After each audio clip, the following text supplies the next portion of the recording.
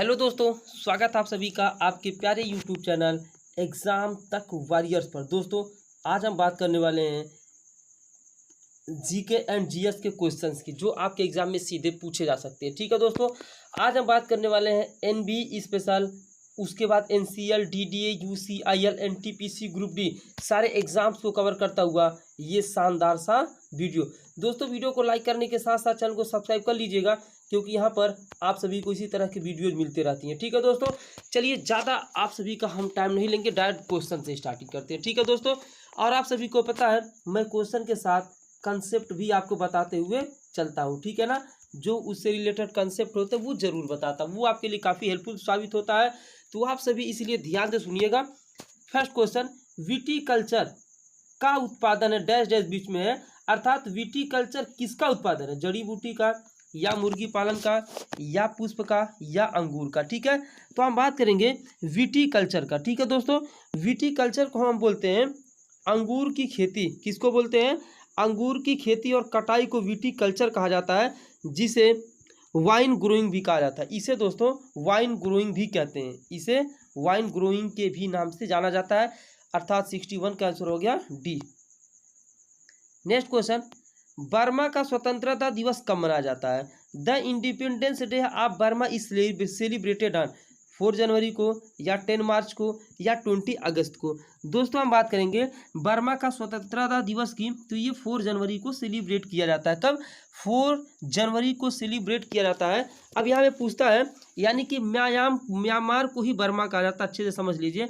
और यह 1948 में ब्रिटेन से मुक्त हुआ था। कब दोस्तों? 1948 में किससे मुक्त हुआ था? ब्रिटेन से ये मुक्त हुआ था। ठीक है ना, अगले क्वेश्चन की तरफ। विश्व ब्रेल दिवस कब मनाया जाता है? 6 फरवरी को, या 4 जनवरी को, या 3 मार्च को, या 8 अगस्त को। ठीक है दोस्तों, तो हम बात कर रहे हैं विश्व ब्रेल दिवस की। तो विश्व ब्रेल दिवस हर साल 4 जनवरी को मनाया जाता है। कब मनाया जाता है? 4 जनवरी को। इसे मनाते क्यों हैं? इसे जो है लुई ब्रेल जो थे उनके जन्म दिवस के शुभ अवसर पर मनाया जाता है। हम बात कर रहे हैं दोस्तों यहाँ पर 6 फरवरी को। दोस्तों, 6 फरवरी को जो है अंतर्राष्ट्रीय जो है दिवस के रूप में महिला जननांग उत्परिवर्तन के लिए मनाया जाता है। ठीक है ना। 3 मार्च को क्या होता है दोस्तों? विश्व श्रवण दिवस। क्या होता है? विश्व श्रवण दिवस। आगे चलते हैं दोस्तों, अगर आप चैनल पर नए हैं, वीडियो को लाइक करने के साथ साथ चैनल को सब्सक्राइब कर लीजिएगा। ठीक है ना। कह रहा है उच्च न्यायालय की पहली महिला न्यायाधीश कौन थी? Who was the first female जज ऑफ द हाई कोर्ट? लीला सेठ, अन्ना चांडी, इंदु मल्होत्रा, या फातिमा बीबी। तो उच्च न्यायालय की न्यायाधीश बनने वाली पहला महिला थी दोस्तों, उच्च न्यायाधीश की पहली महिला न्यायाधीश जो अन्ना चांडी। कौन थी? अन्ना चांडी थी। अब यहाँ पे बहुत सारे लोग कंफ्यूज हैं इंदु मल्होत्रा को लेकर, मैं जान रहा हूँ। तो इंदु मल्होत्रा भारत के सर्वोच्च न्यायालय की न्यायाधीश। दोस्तों, सर्वोच्च न्यायालय का पूछेगा तब इंदु मल्होत्रा। और एम फातिमा बीबी भारत की सर्वोच्च न्यायालय की न्यायाधीश बनने वाली पहली महिला न्यायाधीश थी। ठीक है ना। चलिए आगे चलते हैं। Father of all India services के रूप में किसे जाना जाता है? ठीक है ना। Father of all India services के रूप में किसे जाना जाता है? हम बात करेंगे father of all India services के रूप में किसे जाना जाता है? सरदार वल्लभ भाई पटेल, या बाल गंगाधर तिलक, या सुभाष चंद्र बोस, या दादा भाई नेहरू। तो हम बात करेंगे father of all India services के रूप में सरदार वल्लभ भाई पटेल को जाना जाता है। किनको जाना जाता है दोस्तों? सरदार वल्लभ भाई पटेल को जाना जाता है। ऑप्शन ए के साथ हम फिलहाल के लिए जाने वाले। अगला क्वेश्चन, चेक की वैधता का समय क्या? What is the validity of a check? दोस्तों, हम चेक की वैधता की बात करेंगे तो 1 अप्रैल 2012 से 3 महीने तक होता है। ध्यान से समझिएगा, 1 अप्रैल 2012 से एक रूल लिख रहा है, तो वहाँ से जो है कितने साल के लिए, कितने मंथ के लिए? 3 मंथ तक होता है। अब पहले या कितने मंथ तक होता था दोस्तों? पहले पूछ लिया तो आप 6 मंथ पे टिक लगा लोगे। ठीक है ना। अगला क्वेश्चन, भारतीय संविधान में अनुच्छेदों की संख्या है? The number of articles in the Indian constitution are 300, 275, or 448, or 395। तो बात करेंगे कि भारतीय संविधान में अनुच्छेदों की संख्या की, तो दोस्तों भारतीय संविधान में अनुच्छेदों की जो संख्या दोस्तों वो है 448, यानी कि 448। 448 अनुच्छेद हैं, 25 भाग हैं और 12 अनुसूचियाँ। ठीक है ना। भारतीय संविधान में अभी तक दोस्तों जो है 100 से ऊपर संशोधन किए जा चुके हैं। ठीक है ना। अब जो मूल संविधान की बात है तो 22 भाग में 395 अनुच्छेद और 8 अनुसूचियां थीं जो मूल संविधान था। ठीक है ना, आगे लेकर चलते हैं आपको। INS विक्रांत किस वर्ष सेवा मुक्त हुए थे? यहाँ पे देखिए,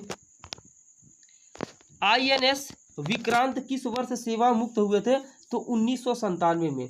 कब दोस्तों? 1997। ऑप्शन नंबर डी के साथ जाने वाले हैं। ठीक है दोस्तों, वीडियो को लाइक कर दिए, चैनल पर नए हैं तो आप लोग सब्सक्राइब कर लीजिएगा। तो INS जो विक्रांत है दोस्तों, ये भारतीय नौसेना का एक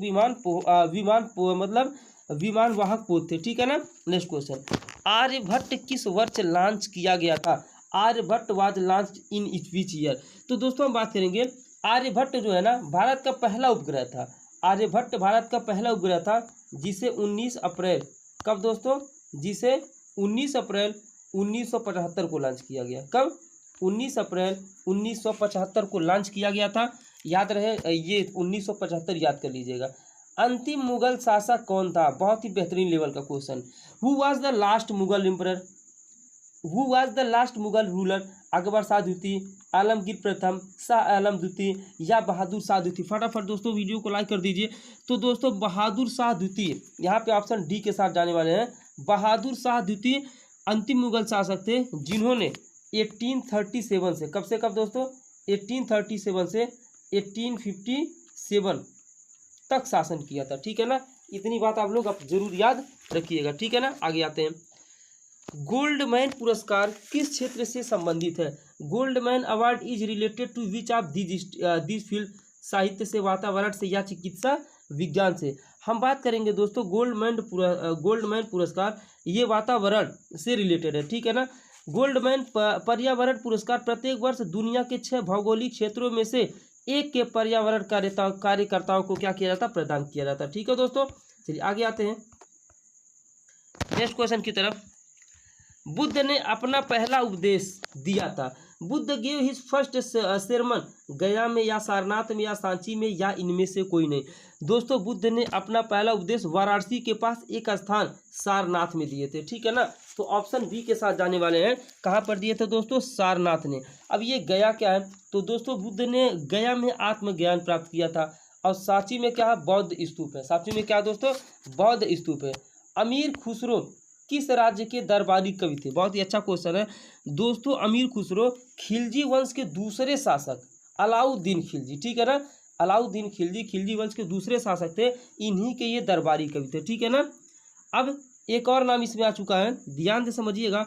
हुमायूं नाम आ चुका हुमायूं का, तो समझ लीजिए।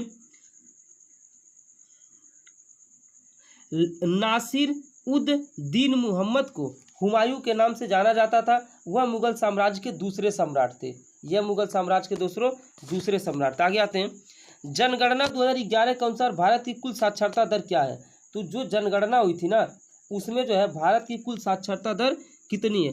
तो दोस्तों जनगणना 2011 के अनुसार भारत की कुल जो साक्षरता दर है, दो ध्यान से समझिएगा, 74.04% है। ठीक है ना, कितनी है? 74.04% जो है साक्षरता दर है। पुरुष साक्षरता दर दोस्तों पूछ लिया, पुरुष साक्षरता दर तो 82.14% है। ठीक है ना। महिला का तो 65.46% यहाँ पे साक्षरता दर है। ठीक है दोस्तों, चलिए आगे लेकर चलते हैं आपको नेक्स्ट क्वेश्चन की तरफ। अगला कह रहा है निम्न इनमें से कौन सी साइप्रस की राजधानी है? ठीक है ना। Which of these is the capital of Cyprus? दोस्तों हम बात करने वाले साइप्रस की राजधानी की। तो यहाँ पे हम किसके साथ जाने वाले, ध्यान से आप समझिएगा। साइप्रस की राजधानी फटाफट जो है दोस्तों आप लोग बताइएगा। साइप्रस की राजधानी निकोसिया। क्या दोस्तों? निकोसिया जो है साइप्रस की राजधानी है। ठीक है ना। अगला क्वेश्चन, कंप्यूटर में प्रोग्राम्स को क्या कहा जाता है? दोस्तों हम बात करेंगे कंप्यूटर में जो प्रोग्राम होते हैं ना, उनको हम सॉफ्टवेयर कहते हैं। क्या कहते हैं? उनको हम सॉफ्टवेयर कहते हैं। ठीक है ना। अगला क्वेश्चन, तीर जो स्क्रीन पर आता है, तीर जो स्क्रीन पर आता है और दिशा के लिए उपयोग किया जाता है, उसे क्या कहते हैं? जो एरो होता है इस तरीके से ना, वह आता है दिशा के लिए उपयोग किया जाता है, उसको हम क्या बोलते हैं दोस्तों? उसको हम बोलते हैं कर्सर। आपको ये क्वेश्चन आना चाहिए, ये इंपॉर्टेंट क्वेश्चन है। क्या बोला जाता है? कर्सर बोला जाता है। निम्नलिखित में से किसे कंप्यूटर की मुख्य मेमोरी भी कहा जाता है? तो दोस्तों रैम को, किसको? रैम को जो है कंप्यूटर की मुख्य मेमोरी कहा जाता है। रैम को जो है कंप्यूटर की मुख्य मेमोरी के रूप में जाना जाता है। चलिए आगे आते हैं। जड़त्व के नियम की खोज किसने की थी? Who discovered the law of inertia? Isaac Newton, Albert Einstein, Galileo Galilei, J C Bose. तो दोस्तों किसने किया था ये सभी को पता है। जड़त्व के नियम की खोज गैलीलियो गैलीली के द्वारा जो है किया गया था। आखिर जड़त्व का नियम बताता क्या है ये भी तो जरूरी है जानना। ऐसा नहीं कि टिक लगा दिए बस हो गया। दोस्तों जड़त्व का नियम बताता है कि स्थिर या गति की अवस्था में एक वस्तु अपनी अवस्था को बनाए रखना चाहती है, ठीक है ना। और जेसी बोस ने क्या किया था? जेसी बोस ने एक ऐसे उपकरण की खोज की जिसे केस्कोग्राफ कहा जाता है, जो पौधों के उत्के के भीतर छोटी छोटी जो है गतियों का क्या करता है, पता लगाता है। ठीक है दोस्तों, आगे आते हैं। विद्युत प्रवाह को किस उपकरण द्वारा मापा जाता है? The electric current is measured by which instrument? Voltmeter से, एमीटर से, गैल्वेनोमीटर से या पोटेंशियोमीटर से? ध्यान से समझिएगा। तो एक सर्किट में विद्युत प्रवाह को मापने के लिए एमीटर का यूज किया जाता है। किसका दोस्तों? एमीटर का उपयोग हम करते हैं, ठीक है ना। अच्छे से समझिएगा दोस्तों, एमीटर का उपयोग किया जाता है। विद्युत धारा को किसमें मापा जाता है? दोस्तों विद्युत धारा को हम एम्पियर में मापते हैं, ठीक है ना। वोल्टमीटर वोल्ट में विद्युत विभवांतर मापने का एक उपकरण है। अब ये गैल्वेनोमीटर क्या करता है ये भी समझ लीजिए, गैल्वेनोमीटर भी समझ लीजिए। दोस्तों हम बात करते हैं गैल्वेनोमीटर की, तो यह छोटे विद्युत धाराओं का पता लगाने और मापने के लिए एक उपकरण है। ये मतलब छोटे के रूप में काम किया जाता है। और पोटेंशियोमीटर एक 3 टर्मिनल अवरोधक है। जो पोटेंशियल होता है यह 3 टर्मिनल दोस्तों अवरोधक है। अगले क्वेश्चन की तरफ आ जाते हैं। यहाँ पे देखिए डैश डैश है और इसकी सारी पीडीएफ दोस्तों आपको टेलीग्राम ग्रुप में मिल जाएगी, तो टेलीग्राम ग्रुप फटाफट ज्वाइन कर लीजिएगा। डैश डैश एक परमाणु के नाभिक के अंदर प्रोटॉन और न्यूट्रॉन रखता है। दोस्तों यहाँ पे बात करते हैं, तो यहाँ पे ऑप्शन क्या? गुरुत्वाकर्षण बल, विद्युत चुंबकीय बल, मजबूत परमाणु बल। तो दोस्तों हम बात करेंगे जो मजबूत परमाणु बल होता है। क्या होता है दोस्तों? जो मजबूत परमाणु बल होता है ना, तो एक परमाणु के नाभिक के अंदर प्रोटॉन और न्यूट्रॉन रखता है। दोस्तों जब मजबूत परमाणु बल रहेगा तभी तो जो है रख पाएगा, नहीं तो कहाँ रख पाएगा। तो यहाँ पे हम जाएंगे ऑप्शन नंबर सी के साथ। नेक्स्ट क्वेश्चन, तार पर चालक का प्रतिरोध डैश डैश और अर्धचालक का प्रतिरोध होता है। तो यहाँ पे हम किसके साथ जाने वाले हैं? दोस्तों यहाँ पे ध्यान से समझिएगा। तार पर चालक का प्रतिरोध पहले बढ़ता है, ठीक है ना। तार पर चालक का प्रतिरोध बढ़ता है और अर्धचालक का प्रतिरोध घटता है, यानी कि कहीं ना कहीं ऑप्शन नंबर ए के साथ जाने वाले हैं, ठीक है ना।